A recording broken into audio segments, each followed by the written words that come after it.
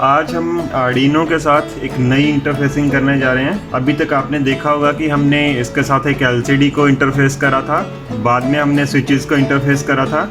अगर आपने वो हमारी वीडियोस नहीं देखी होंगी तो मैंने डिस्क्रिप्शन में उन सब के लिंक्स दिए हुए हैं, आप वहाँ पे वो देख सकते हैं। अभी नेक्स्ट जो इंटरफेसिंग हम करने जा रहे हैं आर्डिनो के साथ वो करेंगे हम डीसी मोटर की। तो मोटर को क्योंकि हम डायरेक्ट आर्डिनो के साथ इंटरफेस नहीं कर सकते, इसके लिए हमें कोई ना कोई ड्राइवर यूज़ करना पड़ता है। अभी हम जो ड्राइवर यूज़ कर रहे हैं वो है ULN2003। आप इसका नंबर भी देख सकते हैं, इसके ऊपर मेंशन है ULN2003।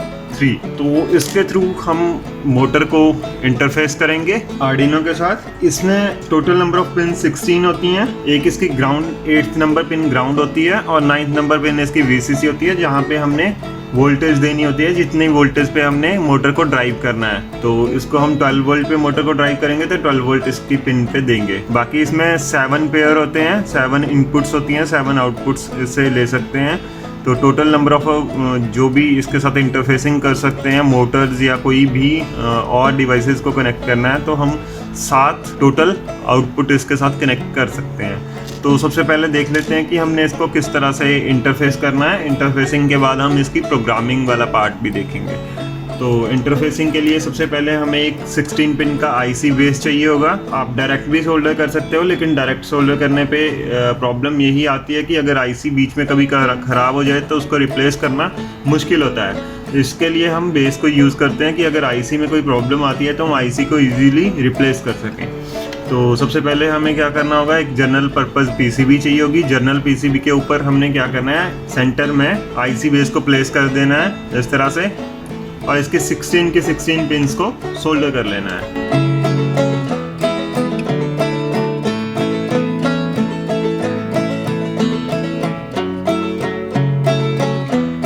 तो इस तरह से हमने इसकी सारी 16 के 16 पिन को सोल्डर कर लिया है। ध्यान रखना है कि कोई भी पिन दूसरी पिन के साथ शॉर्ट ना हो। इसके बाद हमने क्या करना है, IC को इंसर्ट कर देना है बेस में। आपने कट देख लेना है, यहाँ पे एक कट होता है IC बेस के ऊपर भी, और IC के ऊपर भी एक डॉट बना होता है, कट बना होता है।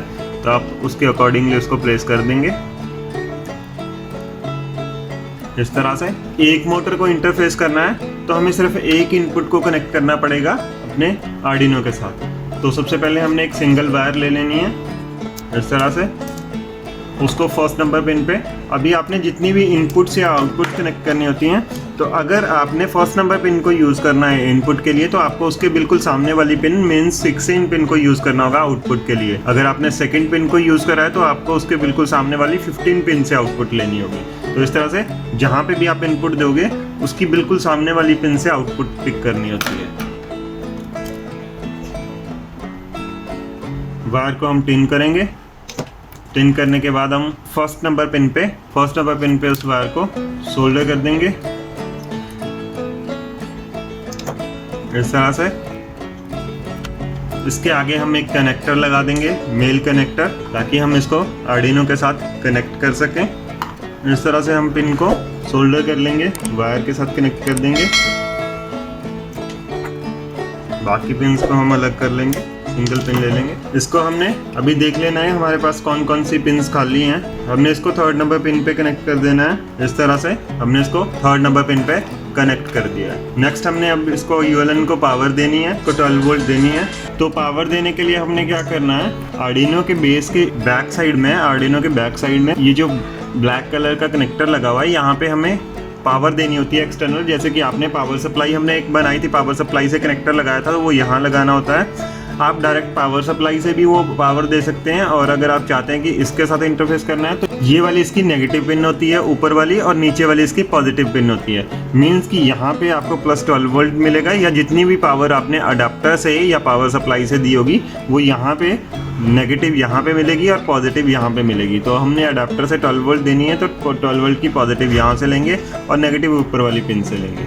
तो इसके लिए हमने क्या करना है, 2 वायर्स ले लेनी है। 2 वायर्स को पहले ULN के ऊपर, अब हमने क्या करना है, 2 वायर्स हमने लिए है। एक वायर को हमने कनेक्ट कर देना है 8th नंबर पिन के साथ सोल्डर कर देना है, और दूसरी को हमने 9th नंबर पिन के साथ सोल्डर कर देना है। अभी हमने 2 वायर्स को सोल्डर कर दिया है, एक को 8th के साथ, एक को 9th के साथ।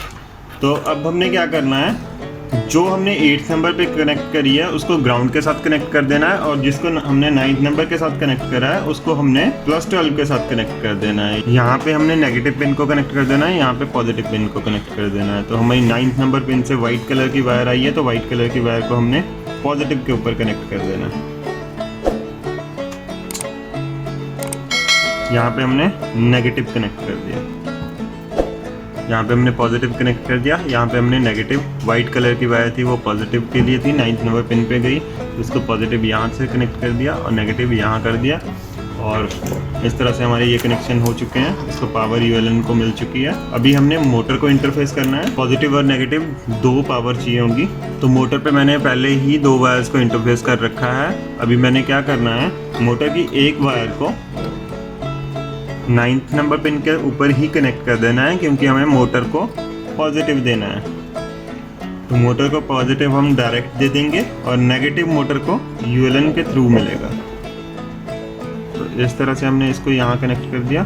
दूसरी वायर को हम हमने क्योंकि 1 नंबर पिन पे इनपुट दी है ULN को, तो आउटपुट हम उसके बिल्कुल सामने वाली पिन मतलब 16 नंबर पिन के साथ कनेक्ट करेंगे, इस तरह से।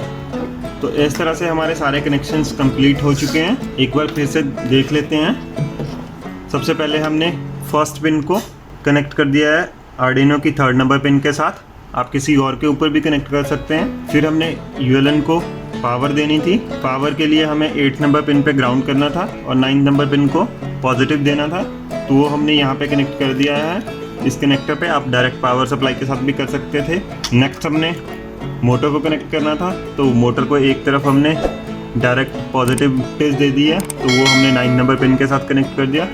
और सेकंड जो पिन थी उसको हमने 1st नंबर पिन के बिल्कुल सामने 16 नंबर पिन पे कनेक्ट कर दिया। तो इस तरह से हमारे सारे कनेक्शंस कंप्लीट हो चुके हैं। अब हम इसका प्रोग्रामिंग पार्ट देखेंगे। अभी हमने अपने हार्डवेयर को एक बोर्ड के ऊपर असेंबल कर दिया है। तो अभी जो हम इसके साथ एक प्रोजेक्ट करने जा रहे हैं वो है मोटर स्पीड कंट्रोल का। तो मोटर की स्पीड को कंट्रोल करेंगे यूजिंग PWM। तो रीसेट करके देखते हैं, अभी इस पे नाम भी आ रहा है PWM based motor speed control. तो अभी आप हार्डवेयर के ऊपर देख रहे होंगे कुछ बटन्स लगे हैं, तो हम 2 स्विचेस की हेल्प से, एक से इंक्रीज करेंगे स्पीड और दूसरे से मोटर की स्पीड को डिक्रीज करेंगे। तो जैसे अभी वोल्टेज आप 0 देख रहे हैं तो मोटर बिल्कुल स्टेबल है। जैसे ही मैंने बटन से वोल्टेज को इंक्रीज करना स्टार्ट करा, अब आप देख रहे हैं मोटर धीरे धीरे घूमना स्टार्ट हो गई है। तो जैसे जैसे मैं वोल्टेज को इंक्रीज करता जाऊंगा तो मोटर की स्पीड भी इंक्रीज हो रही है।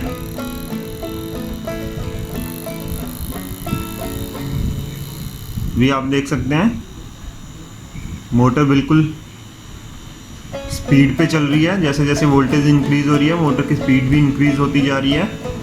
तो मैक्सिमम जो हम वोल्टेज कर सकते हैं वो 255 तक करेंगे।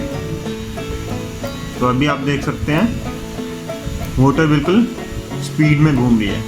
तो जैसे जैसे अब हम वोल्टेज को डिक्रीज करते चलेंगे मोटर की स्पीड भी कम होती जा रही है।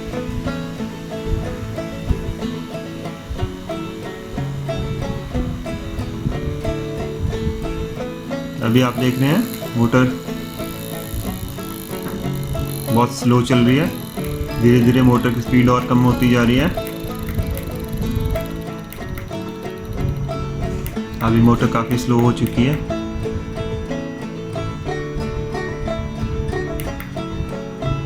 अभी मोटर इस वोल्टेज से नीचे पे नहीं चल पा रही क्योंकि उसको करंट वोल्टेज बहुत कम मिल रही है। तो अब इसका हम इस प्रोग्राम देख लेते हैं कि हमने प्रोग्रामिंग में क्या कर रहा है। अभी हमने इसको एक अडेप्टर से एक्सटर्नल पावर दे रखी है।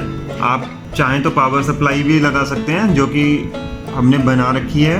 आपने वीडियो देखी होगी पावर सप्लाई वाली, अगर नहीं देखी है तो डिस्क्रिप्शन में मैंने उसका लिंक डाल दिया है, आप उसको भी देख सकते हैं। तो अभी देखते हैं कि प्रोग्रामिंग में हमने किस तरह से मोटर की स्पीड को कंट्रोल करा है। मैं आपको प्रोग्राम एक्सप्लेन कर रहा हूँ। जैसे हमने PWM के साथ मोटर की स्पीड को कंट्रोल किया है, तो यहाँ पे हमने जो कंपोनेंट लगाए हैं उसको सबसे पहले हमें इनिशियलाइजेशन करेंगे। तो सबसे पहले हमने यहाँ पे क्या किया, एक एलसीडी लगी है तो एलसीडी को इनिशियलाइजेशन किया है, एलसीडी की लाइब्रेरी को इंक्लूड किया, उसकी पिन कॉन्फ़िगरेशन डिवाइड किया, कंट्रोल पिन है, डाटा पिन। उसके बाद स्विचेस को हमने 0 और 1 पोर्ट पे लगाया, वो डिफाइन कर दिया।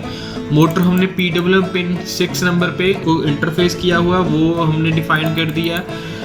सेकेंड, हमने एक काउंट वेरिएबल लिया जिसके अंदर हम वोल्टेज लेवल इंक्रीज और डिक्रीज करने के लिए हम इंफॉर्मेशन को स्टोर करेंगे। मींस यहाँ पे हम क्या करेंगे, जो भी वैल्यू वोल्टेज लेवल इंक्रीज करोगे और डिक्रीज करोगे उसकी वैल्यू को हमने स्टोर करने के लिए ये वेरिएबल डिक्लेयर किया है।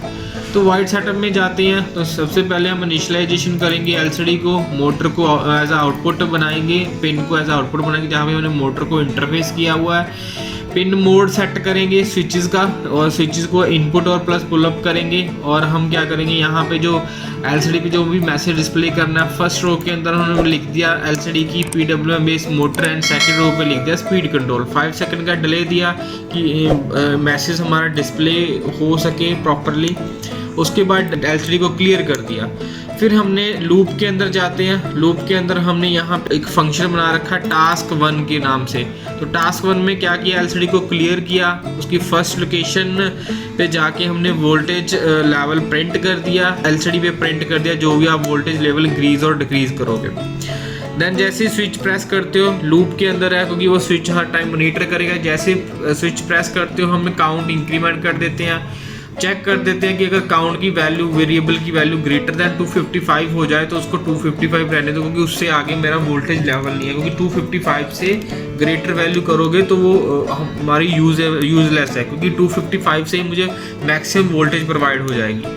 एंड उसके बाद हमने स्विच 2 को प्रेस किया, ठीक है। स्विच 2 प्रेस करने से हमने उस लेवल को डिक्रीमेंट करवा रहे हैं, तो काउंट वेरिएबल को डिक्रीमेंट किया। यहाँ पे भी कंडीशन लगाई है कि नेगेटिव में जाए तो उसको 0 ही पर रोक दिया जाए, क्योंकि 0 नेगेटिव में भी मेरी यूजलेस है वैल्यू, इसीलिए हमने यहाँ पे कंट्रोल किया हुआ है 255 वैल्यू से ज़्यादा ना जाए, 0 से कम ना जाए, मतलब नेगेटिव में वैल्यू ना जाए। जो भी आप काउंटर का लेवल सेट करोगे वेरिएबल का, तो वो हमने एनालॉग राइट फंक्शन के थ्रू मोटर जहाँ जिस पिन पे लगाया वहाँ पे हम क्या कर देते हैं, एज अ आउटपुटली सेंड कर देते हैं। तो ये प्रोसेस चलता रहेगा इन्फिनाइट टाइम के लिए, क्योंकि लूप मेरी इन्फिनाइट टाइम के लिए चल रही है। तो ये था इसका प्रोग्राम जिसके साथ हमने स्पीड कंट्रोल कर रखी है।